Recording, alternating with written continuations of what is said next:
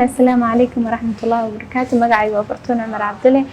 waxaan kamid ahay ardadii dhameysatay scholarship yaalka isbuuca ahay waxaana ka soo qayb galay scholarship socday 3 maalin nasiibkayga oo saaciday iyo banaadiriyo oo dhalinyarada chance siineysay aniga iyo 3 arday ayaa ku guuleysanay inaan ku qaadano hal isbuuc free halkan waxaan ugu mahadcelinayaa dhammaan team banaadiriyo oo isku duuban waxaan leeyahay waxaad qabateen shaqadii aad kala heedeen qaranka sababtoo ah dhalinyaro haddii aad wax barto waxaad baabi'isay shaqo la'aanta waxaan leeyahay dhanka kaleeto ardayda jaamacadaha ka qalin jebisa xaafadaha iska jooga ama dadka ku jira sanadka ugu dambeeyay sida anigoo kaleeto xirfadihiina kordhiya anaka yasina xirfad kastoo aad baratid waxay kor u qaadaysaa booska shaqo ku helileed madmaadsantiin lamaantiina بسم الله.